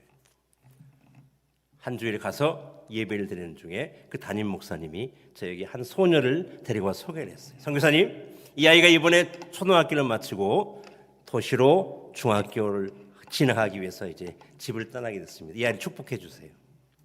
그 아이를 축복기도 해줬어요. 그 아이는 도시로 유학을 떠났어요.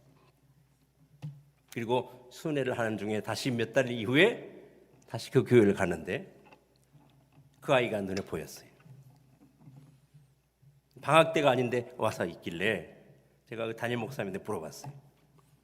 저 아이가 지난번에 그 아이 같은데 집에 왔나 보네. 그랬더니 그 목사님이 이렇게 눈치를 이렇게 했는 아이, 손을 이렇게 보여줬는데 보니까 애가 13살, 12살, 13살 먹은 여자아이가 임신해하고 왔어요.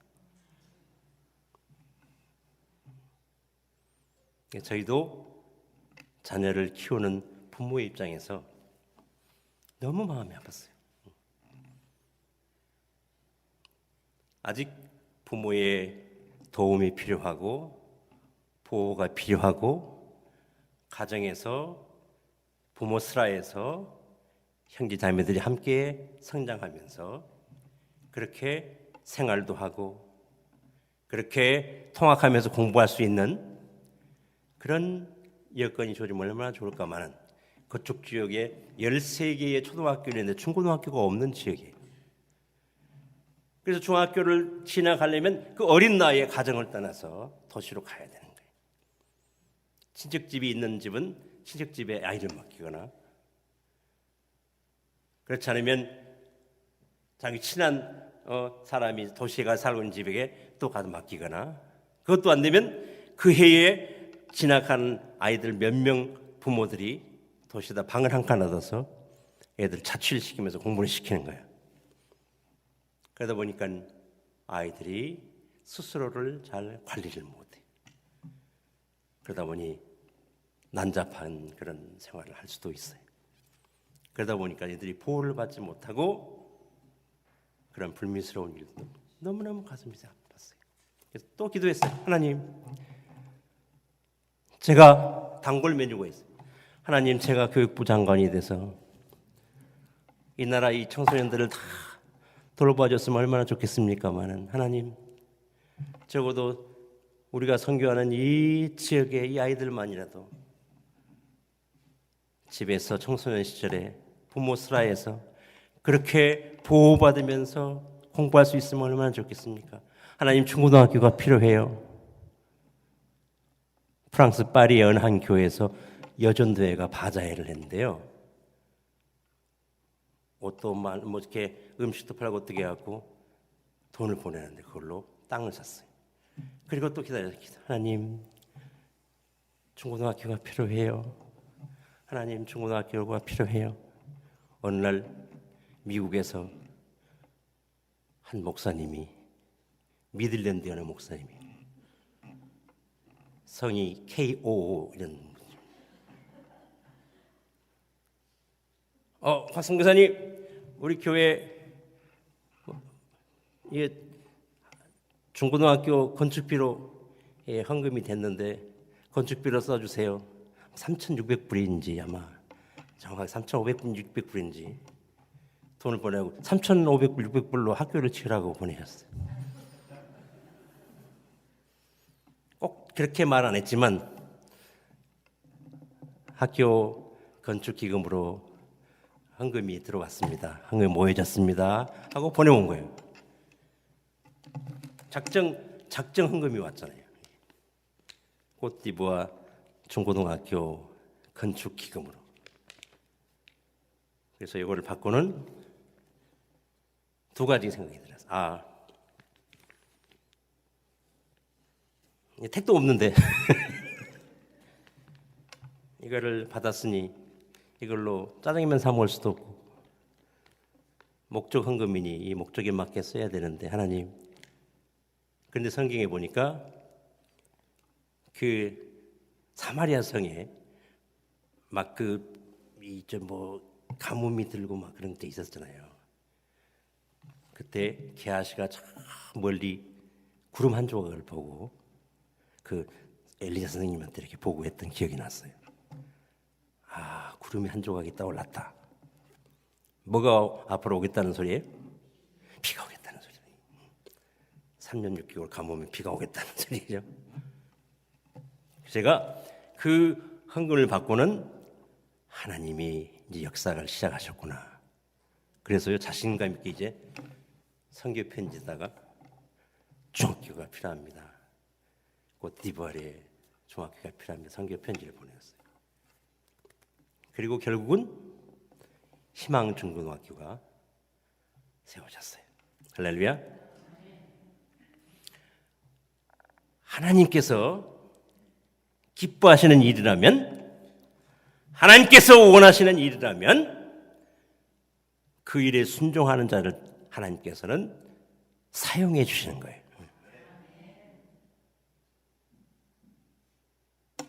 얼토당토하는 일인 것 같은데 그런 내 생각이에요. 내 능력은 한계가 있어요.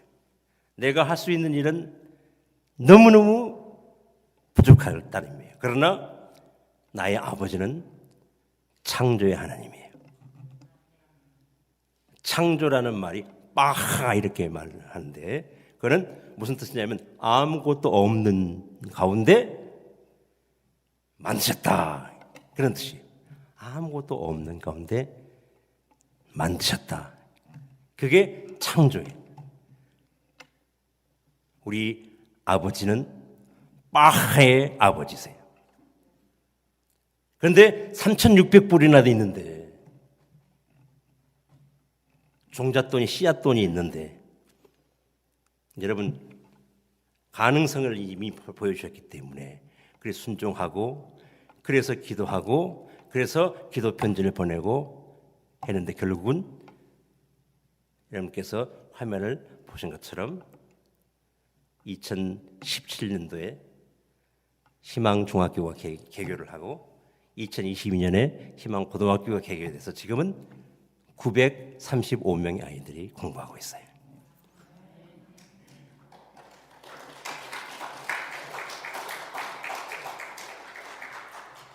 애들을 이렇게 보면요, 아침에 다 이렇게 등교하는 애들이 쫙 이렇게 오잖아요.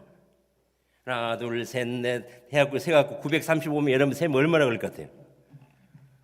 그거 보통 일이 아닙니다. 그 아이들이 쫙 길을 메우고 오는 거예요. 어느 고무농장 마을에서는 트럭을 한 25톤 되는 트럭을 개조를 해갖고 이렇게 아이들이 앉을 수 있도록 트럭에다가 애들을 보내요. 실어서 뒤에 문을 이렇게 쫙 열고 내리면 한 명, 두 명 한번 세봤어요. 하루는 몇 명이 동시에 나오는지. 둘, 셋, 47, 49, 50, 65, 72, 80, 93명이 나오는 거예요. 93명이 트럭 안에서. 그 아이들이 교복을 입고 모여 앉아서 공부를 하고 또 쉬는 시간에 나와서 학교 그 캠퍼스를 이렇게 가득 메운 모습을 보면요, 마음이 뿌듯하겠어요, 안 하겠어요? 남의 일이라고 그렇게 대강 보지 마세요. 그걸 바라보면요, 막 감격스러워. 모여서 함께 내일의 코트디부아르를 책임질 이 청소년들이 공부할 기회를 갖게 된 거예요. 모여서 하나님을 찬양하고 예배하고 말씀을 공부하고, 저희가 중학교 교목, 고등학교 교목을 따라둬서 일주일에 1시간씩 정식 교과 과목으로 성경 공부를 시켜요. 우리가 교육부에 기독교 학교로 정식으로 등록을 하고 기독교 교육을 시키겠다고 인가를 받았어요. 합법적으로 가르치는 거예요. 여러분, 저는 꿈꿉니다. 그 땅에 코트디부아르에 장차 저들 가운데 하나님이 어떤 인물들을 그렇게 만들어내서 그 땅을 변화시킬지. 여러분, 누군가 이런 말을 했어요. 사과 한 알 속에 씨앗은 셀 수가 있다. 사과 한 알 속에 씨앗이 몇 개쯤 들어있습니까? 누군가는 잘 모르죠? 누군가는 6개 들었다고. 6개. 사과를 하나를 딱 쪼개면 씨가 6개 들었대요. 한번 세보세요. 뭐 정확하게 맞는지 모르겠는데. 근데 이렇게 말을 해요. 사과 한 알 속의 씨앗은 셀 수가 있다. 그런데 그 씨앗 하나 속에 담겨 있는 사과는 셀 수가 없어요. 이게 씨앗 심어져 갖고 나무가 자라서 사과가 열려요. 몇 개가 열릴지 모르는 거예요. 할렐루야. 꽃띠벌에 이제 그렇게 세워진 베일빌 초등학교 아이들, 희망 중학교 아이들이 저들의 말씀으로 또 그 나라의 양질의 교육을 잘 받음으로 성장을 해서 그 속에 어떤 열매들, 어떤 사과 열매들이 얼마나 많이 열릴지 기대가 되지 않습니까, 여러분? 그 땅의 사역자들을 양성하는 훈련 프로그램을 진행하다가 2012년에 ATI 신학교가 개교되었어요. 2012년 5월에 첫 수업을 할 때 구약개론을 강의를 하고 2012년 7월 달 두 번째 수업으로 전도학 강의를 했어요. 그때 구홍락 박사님께서 오셨어요. 그 영상 좀 보여주실래요? 그 땅에 사명자들이 모여와서 수업을 받고 있어요. 한번 보겠습니다.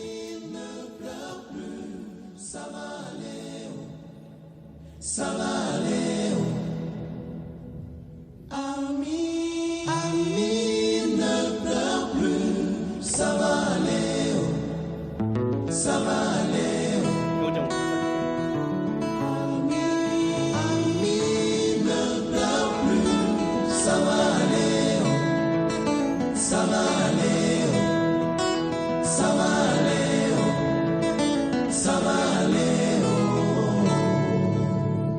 Pendant de nombreuses années, je reconnais t'avoir servi avec zèle, passion, ferveur du moment. 2012년도에 개학한 ATI 신학교는 거의 매번 수업할 때 약 40여 명의 학생들이 수업을 받고 있습니다. 전국에서 학생들이 모입니다. 심지어는 요즘에는요, 국경을 넘어서 흰이라고 하는 나라에서 학생이 공부를 버스를 타고 1박 2일 버스를 타고 그렇게 수업을 받으러 오는 거예요. 지난번엔 수업을 못 왔어요. 그래서 왜 못 왔냐 그랬더니 전화가 왔는데 오다가 차 고장이 나가지고 버스를 타고 오던 버스를 고장나서 버스에서 지금 2박 3일 동안 거기서 대기하고 있대요. 길거리에서. 하나님께서 예비하신 이 ATI를 통해서 미국에서 또 한국에서 하나님이 예비하신 준비된 우리 교수님들이 찾아오십니다. 스스로들 경비를 드리고 시간을 드리고 또 준비해서 찾아오셔서 한 주간 동안 집중 강의를 하셔요. 30시간 강의를 합니다. 신학생들은 약 3년 반 동안 20과목을 이수해야 졸업 자격을 갖게 됩니다. 이렇게 해서 지금 7회 졸업생을 배출을 해서 전국적으로 나아가 저들이 또 교회를 개척하고 또 각기 다른 자기의 언어로 자기의 민족들에게 자기의 동족들에게 자기의 부족민들에게 자기의 언어로 자기의 감성으로 복음을 전하여 교회를 세우고 또 제자를 삼는 사역을 감당하고 있습니다. 사랑하는 우리 사랑제 일개 성도 여러분, 이 일은 그 무엇과도 견딜 수 없는 너무너무 소중한 일.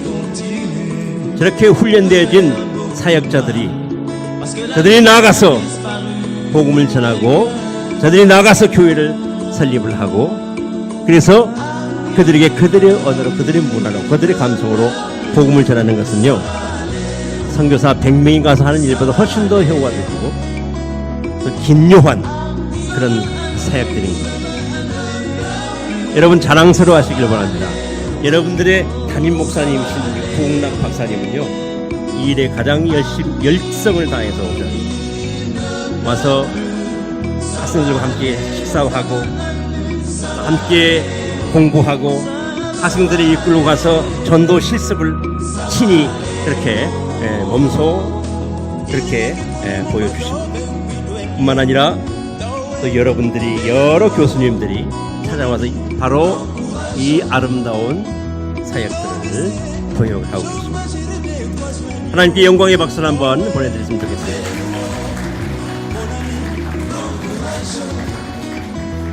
저는 확신합니다. 이렇게 이 학교의 학생들이 매번 한 40여 명의 학생들이 수업을 하고 오는 7월 달에는 또 제8회 졸업식을 또 거행하게 될 것이고, 그래서 또 11명의 학생들이 졸업을 해서 사역의 현장으로 나가게 될 것입니다. 저들을 통해서 이루실 하나님의 위대한 역사를 저는 바라봅니다. 말씀드린 것처럼 사과 속의 씨앗은 셀 수 있으나 저들 속에 함께 내재되어 있는 생명의 열매들이 얼마나 앞으로 맺혀질지 우리는 상상할 수도 없습니다. 그러나 확신합니다. 하나님께서는 저들을 통해서 마치 우리의 조국 대한민국에 선교사를 보내고 그들이 어눌하지만 예수 믿으세요, 예수 믿고 구원받으세요 전했던 그 복음의 씨앗이 심겨지고 그리고 싹을 틔우고 그래서 꽃이 피고 열매 맺어 지금은 세계를 향하여 선교사를 파송하는 선교 대국을 이루게 된 것처럼 오늘 저렇게 전해지는 복음을 듣고 또 함께 모여서 공부하며 사역을 준비하는 저 신학생들을 통해서 어느 날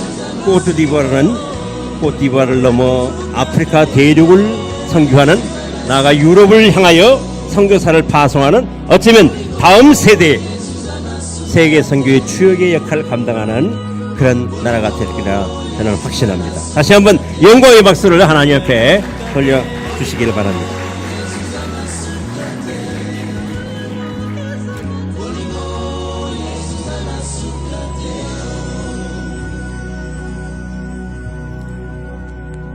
할렐루야.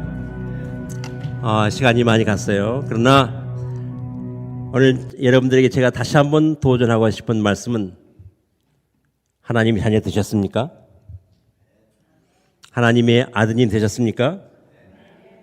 하나님이 아버지 맞으십니까? 하나님이 따님이시죠? 기왕이면 효자 되시기를 주의 이름으로 축원합니다. 기왕이면 효녀 되시기를 주의 이름으로 축원합니다. 사랑제일교회 성도 여러분 모두는 그냥 아들, 그냥 딸 말고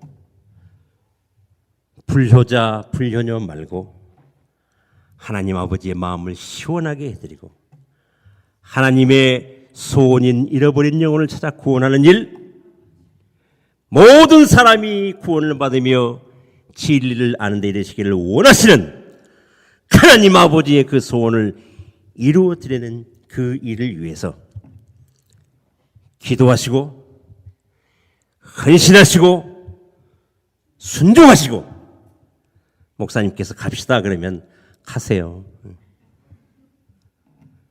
너무 계산하지 마시고 너무 따지지 마시고 너무 재지 마시고 너무 사정 감안하지 마시고 순종하시면 책임은 하나님께서 지셔요. 너희는 가서 모든 민족으로 제자를 삼아 아버지의 아들과 성령의 이름으로 세례를 주고 내가 네게 분부한 모든 것을 가르쳐 지키게 하라. 볼지어다 세상 끝날까지 내가 너희와 누구라? 나와 누구랑? 아버지께서 바로 나와 영원히 함께해 주시며 약속하였습니다. 그 말은 무슨 말씀이에요? 책임져 주신다는 거예요. 제가 손해실과 곽한을, 곽준혁을 데리고 그 땅에 갔는데 책임져 주시더라고요. 안 죽고 살았어요. 전쟁 중에도 안 죽고 살았고, 강도가 들었는데도 안 죽고 살고, 일부러 밥 안 먹어서 그렇지 먹을 거 없어갖고 안 굶어 죽고, 오늘 이렇게 영광스러운 자리에 와서 간증하는 영광스러운 이 직임을 감당하게 되었습니다. 다음에요, 또 목사님이 그렇게 하실지는 모르겠습니다만은 꽃띠부와 또 갑시다 그러면 오세요. 기도합시다, 여러분. 함께 기도하겠습니다. 하나님 나를 자녀 삼아 주셔서 감사합니다. 이렇게 기도하세요. 하나님, 기왕이면 내가 하나님의 효자 되고 싶습니다. 기왕이면 내가 효녀 되고 싶습니다. 하나님 아버지의 소원을 이루어드리고 싶습니다. 하나님의 마음을 시원하게 해드리는 아들 되고 싶습니다. 하나님의 효자 되고 싶습니다. 함께 기도하는 시간 되기를 바랍니다. 함께 통성으로 기도하겠습니다. 할렐루야. 거룩하신 아버지 하나님, 은혜와 사랑을 감사합니다. 오늘 나를 자녀 삼아 주셔서 감사합니다. 아들 삼아 주셔서 감사합니다. 나를 보내신 하나님의 은혜를 감사합니다. 예수 그리스도께서 나의 구주 되심을 감사합니다. 나를 불러 종 삼아 주셔서 감사하고, 나를 둘러 하나님의 성교의 삶을 감당하는 성도 삼아 주셔서 오니 감사합니다. 연약합니다. 부족합니다. 그럼에도 불구하고 순종하는 종을 통하여 하나님께서 아버지의 위대한 일을 이루시는 일에 수종들은 종으로 삼아 주신 것을 감사합니다. 찬양합니다. 영광을 주께 돌려보냅니다. 아버지 하나님 사용해 주셔서 감사합니다. 더욱더 순종하는 종 되어주길 원합니다. 하나님을 기쁘시 하는 자녀 되어주길 원합니다. 하나님 찬양합니다. 주께 영광 드리길 원합니다. 오 나의 아버지 하나님, 자비하신 주님, 영광을 받아주시고 함께하여 주시옵소서. 예수님의 이름으로.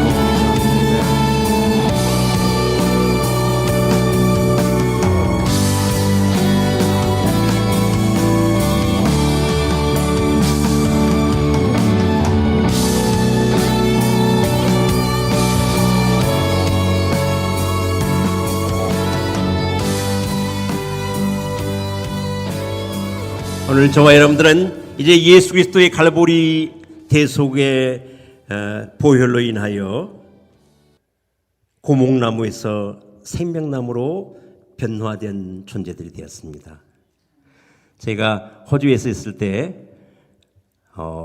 가수 출신 복음상 작곡가인 장욱조 님을 초청을 했어요. 그분이 저희 집에서 한 주간 묵으면서 또 집회도 하고 그랬는데, 하루는 저녁 식사하고 잠깐 쉬는 시간에 제가 그렇게 이야기를 했어요. 집사님, 당시에는 집사님이었는데, 혹시 아세요? 내가 고목나무라는 노래를 불렀던, 저 산마루 깊은 밤, 이런 노래를 부르는 분이에요. 작곡가이기도 했고, 고목나무의 작곡가 장옥전하는 분이 계셨는데, 이분 예수 믿고 간증하고 다니는 거예요. 내가 전에는 썩은 고목나무 노래 부르고 다녔는데 예수 믿고 내가 이제는 생명나무가 되었습니다. 간증을 이렇게 하는 거예요. 그래서 아니, 생명나무 간증만 하지 말고 찬양을 만들어 부르시면 더 좋지 않겠습니까? 그랬더니 이분이 약점이 뭐냐면 곡은 쓰는데 가사를 잘 못 써. 그랬더니 그럼 강 목사가 한번 가사 한번 써봐. 그래서 식탁에 앉아갖고 제가 이렇게 가사를 써서 줬더니 그분이 피아노 앉아갖고 띵동띵동 하더니 노래를 만든 게 생명나무라는 노래예요. 이 미국은 내가 이 한국에서 말하면 다 통하는데 미국에 오니까 이제 잘 안 통해갖고 참 이게 참 문화적 이게 이렇게 어제 제가 무슨 갈비탕 이야기하고 국수 이야기 했는데 통역하는 분이 이해가 안 됐다잖아요. 한국에서 식통인데, 한국에서 그렇게 말하면 빵 터지는데, 내가 지금 생명나무, 고목나무 이야기하는데 안 되잖아요. 그래도 해야지 뭐 어떻게, 그죠? 그래서 그 노래가 세월이 많이 지났는데 요즘에 그걸 뭐라고 그러냐면, 그분이 녹음을 오래전에 했다가 이렇게 있었는데 최근에 막 이렇게 유행하는 걸 뭐라고 그러냐면 역주행, 그렇게 말해. 알아요? 그 노래, 그 말 알아요? 역주행을 해갖고 이게 굉장히 유명해요 요즘에는요. 그런데 여러분이 모르니까 유명하다고 말해도 안 되잖아. 그래도 제가 오늘 레파토리가 이 노래를 하도록 되어 있기 때문에 하는 거예요. 예, 곽기종 작사, 장옥조 작곡의 생명나무를 원래 오늘 제가 찬양을 투구하기로 되어 있기 때문에 시간이 아무리 지나도 불러야지 끝나는 거예요.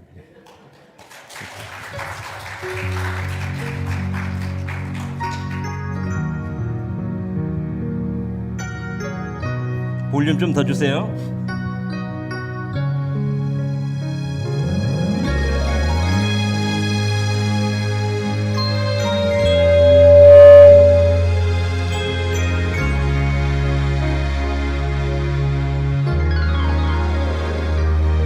갈보리 언덕에 예수님 십자가 그 피로 내 죄를 깨끗하게 씻었네.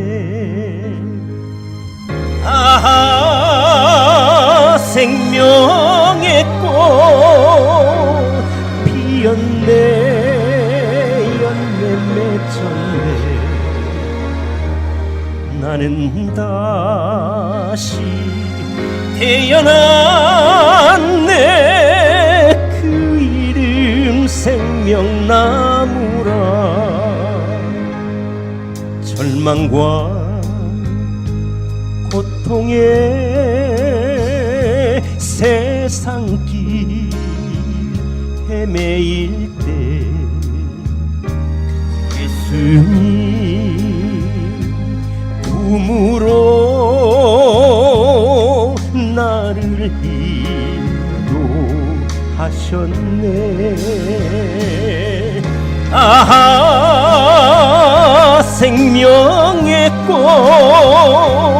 피었네. 열매 맺었네. 나는 다시 태어났네. 그 이름 생명나무라.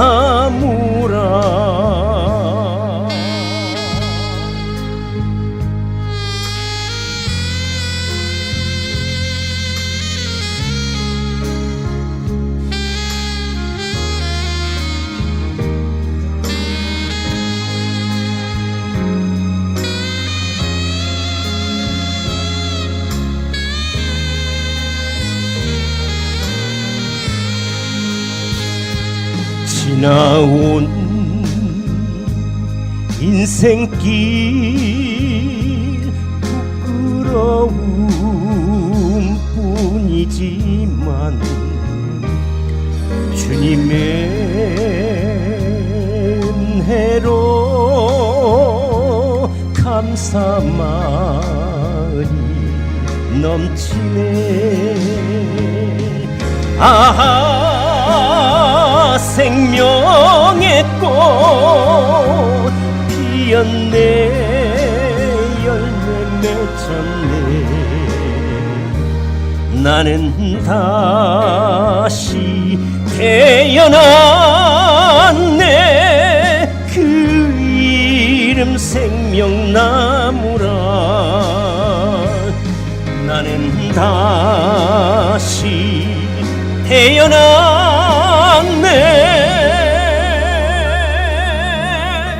그 이름 생명나무라.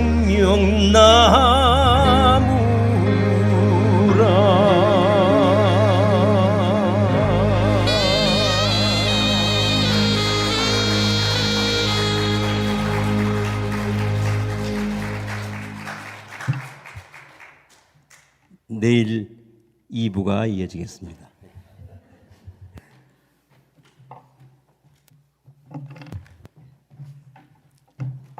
예, 여러분 은혜 많이 받으셨습니까? 예, 우리 선교사님께 박수 한번 다시 해주시면 감사하겠습니다. 예, 하나님은 순종하는 사람 통해 일하세요. 순종하는 사람들 통해서 하나님 나라가 확장되어지고, 순종하는 사람들을 통해서 기적이 일어나고, 순종하는 사람들을 통해서 영혼 구원과 선교의 열매가 맺어지게 되는 것이죠. 그래서 우리 교회도 오늘 설교 제목이 뭔지 기억하시는 분 계세요? 설교 제목이 뭐였습니까? 다 기억을 못 하시네. 설교 제목이 뭐였어요? 예수님처럼이 오늘 설교 제목이잖아요. 예수님처럼. 우리 교회 표어가 뭐예요? 예수님을 알고 담고 전하는 교회. 사람은 여러분 이거보다 중요한 게 없어요. 예수님처럼 살아가는 것. 예수님처럼 살아가는 사람은 하나님 아버지의 뜻을 발견하고 순종하는 삶. 그리고 그런 사람들에게는 여러분 축복을 쫓아다닐 필요가 없어요. 하나님을 사랑하고 하나님 앞에 순종하는 사람에게는 하나님의 축복이 따라와요. 그리고 그런 사람들을 통해서 하나님께서 일하시고 역사하는 거예요. 저는 저와 여러분이 또 우리 교회가 정말 하나님을 기쁘시게 하는 그런 교회가 될 수 있기를 바랍니다. 자, 오늘 첫째 날 이제 마쳤는데 내일 아쉽게도 하루밖에 안 남았어요.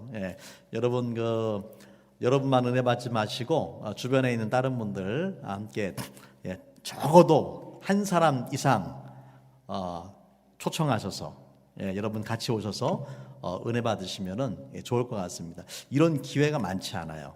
많지 않기 때문에 여러분이 꼭 같이 동참하셔서 초청하셔서 은혜 받으시면 좋겠습니다. 이 시간 우리 한 가지 광고는 우리 예배 끝나고 늦었지만은요 교제실에서 그 샌드위치를 준비를 해주셨어요. 다과를 나누시고 가시면 좋겠습니다. 우리 같이 일어나서 우리 폐회성 찬양 우리 두 손 들고 찬양합니다. 함께 손 높이 들고 찬양하고요. 우리 언약교회 전정구 목사님 나오셔서 축도해 주시면 감사하겠습니다.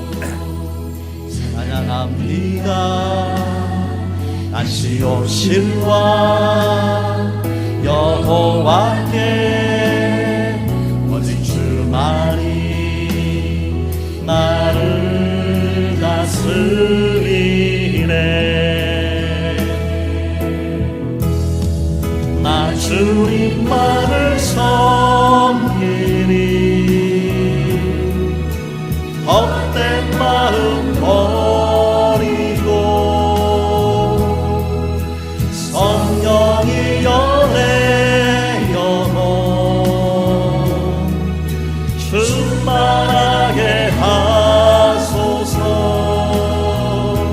주님 앞에 내 영혼 드리리라.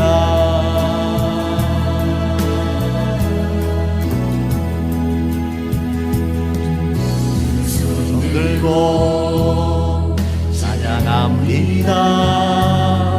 다시 오실와 여호와께 오직 주만이 나를 다스리네.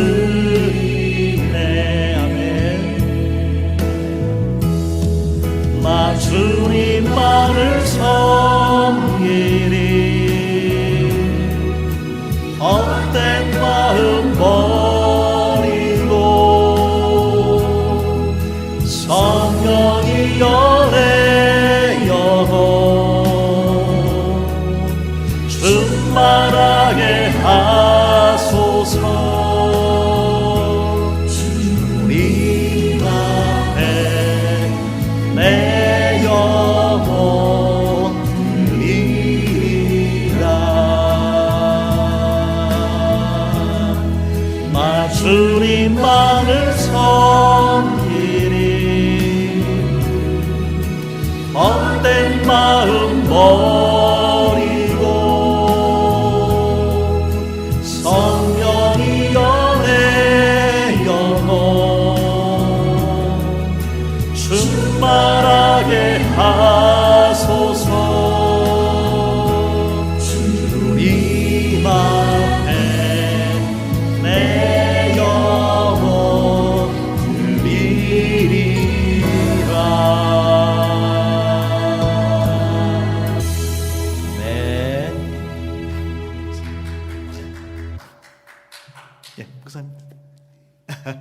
하실래요? 예, 사랑하는 풍성하신 아버지 하나님 감사합니다. 오늘 우리 사랑하는 곽기정 선교사님 통해서 귀하고 복된 말씀 우리에게 주셔서 감사합니다.